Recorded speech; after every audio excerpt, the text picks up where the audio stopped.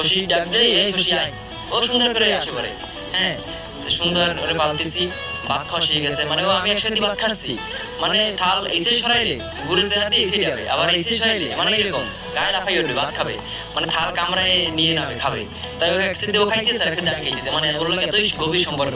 গত ৩-৪ মাস আগে একটি সন্তান সম্ভবা হরিণ লোকালয়ে আসে মিঠা পানির খোঁজে। পানির সন্ধানে এসে লোকালয়ে জন্ম দেয় একটি শাবক ছানা।